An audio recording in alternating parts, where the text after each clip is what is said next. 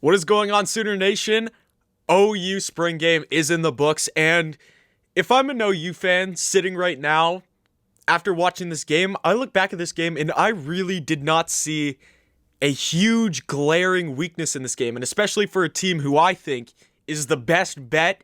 Not saying that they're going to be the national championship favorite right now, but they're a team where they're in a win now mode. I said it in my OU early predictions video, which, by the way, guys, Sooner fans, thank you so much for the support on that. Like, the amount of likes I got on that, the amount of views, the amount of positive comments on that you guys gave me, I really, really appreciate it, and I'm really glad that you guys liked that video. And if you haven't watched that video, I'll add a little notification up there. But I also just dropped, because I was so thankful for your guys' support, I just dropped brand new Sooners merch in my store. Go check it out now, link in bio.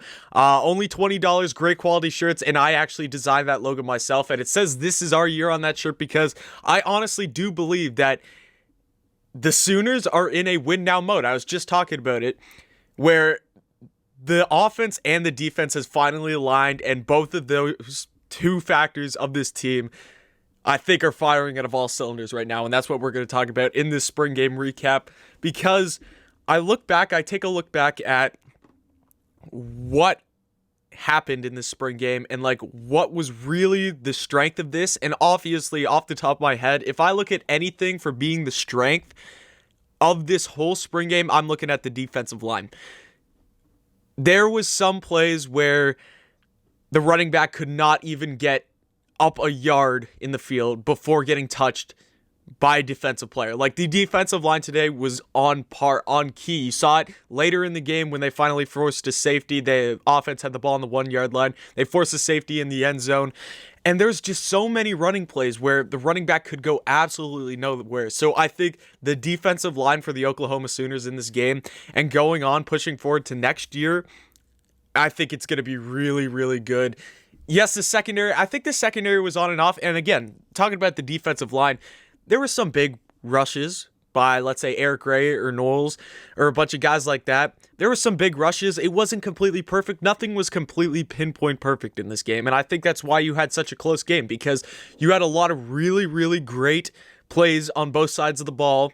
And not to say that it was a mistake on the other side of the ball. I just think you had some really good play all the way around. Obviously, the game finishes 30 for the offense and 29 for the defense, a 1 point difference. And the defense got subtracted 6 points at halftime. Something about the punt, it was confusing me. But I actually really, really like the style of play, or what do you call it, the game style and how they did it. I think it's really fun to see, where it's not like you have your one team going up against your two team and they're kind of named after colors, how most schools do it, where you actually have here the offense is going up against the defense, and there's certain ways for the defense to score points, and the offense just scores the traditional way. And how the defense starts out with more points. I think they started out with 21 more points.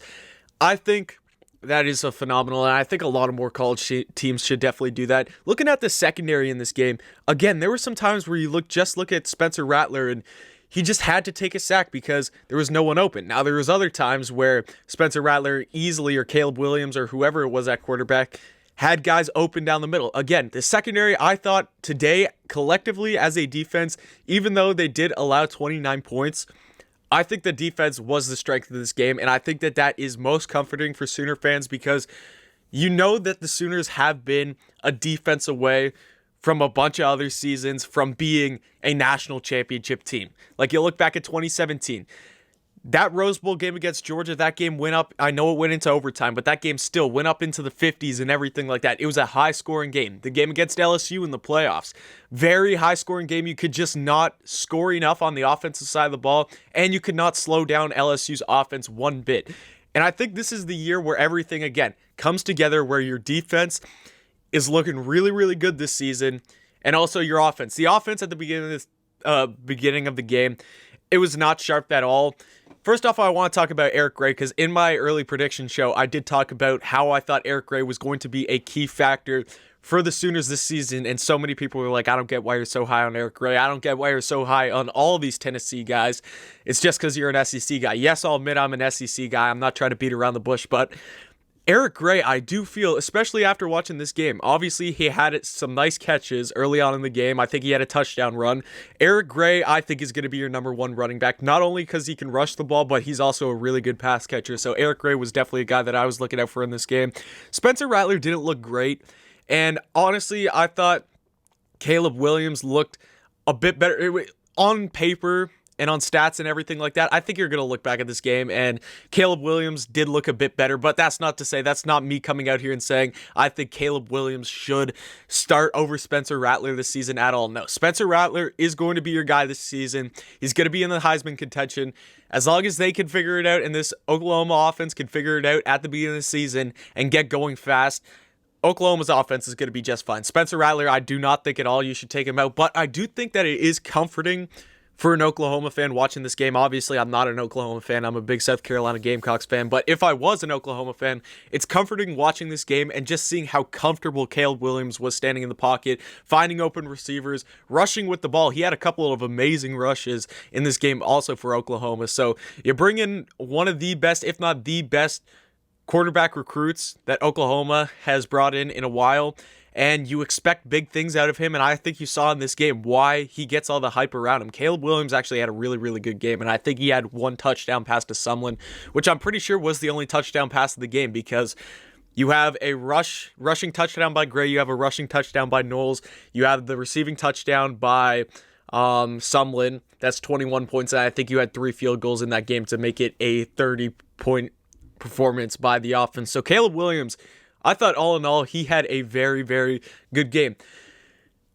The receivers, I think, is where the weakness kind of lies. I don't want to say it's a huge weakness because, again, you went out there and you saw some amazing catches by guys like Hasselwood. There's a lot of good play. There was just some drop balls that you were like, yeah, that could have been caught. It would have helped the offense if that ball could have been caught. I still think that the offense is going to be just fine this year, especially in the receiving end. When you got Stogner, you got Marvin Mims, who I think is going to be one of the best, if not, he has a chance to be the best wide receiver in all of college football. I think he's definitely going to be up there, at least a top 10 this season. So all in all, looking at all those guys that Oklahoma has on the receiving core, the running back room, especially with Kennedy Brooks, I talked about Eric Gray, but Kennedy Brooks and Knowles too. Kennedy Brooks showed tremendous patience, finding holes and everything, and I think that's what you saw a couple of years ago. Obviously, he opted out last season, took a year off, but I think he's going to get back to that form he was a couple seasons ago, and I saw some really, really good vision by him, and Knowles was just able to find some big holes, had a couple of big rushes, and then ultimately also scored a touchdown in this game for the Sooners. So all in all, if I'm a Sooners fan watching this game, I think that you more saw quality play and just good play all around than just a mistake show, because there is some college football spring games that was just mistake after mistake after mistake after mistake, and there was some. I can't remember who it was. I think it was what's his name? Mario Williams, who dropped the fumble. It wasn't even close. It was a terrible play. So that's one of the big mistakes. But you see some college football spring games where it's just that constantly, and you see the scoreboard jump up and everything. And it's not because of actual good play. It's because of just mistakes all around the board. And I think that's the opposite for this Oklahoma team. I just thought you saw some really, really good quality play and a lot to be excited about for next season if you are an Oklahoma Sooners fan. So thank you guys so much for tuning into this video. Definitely like down below, hit the sub button, comment anything about the Sooners. Thank you for watching, and definitely come back next time.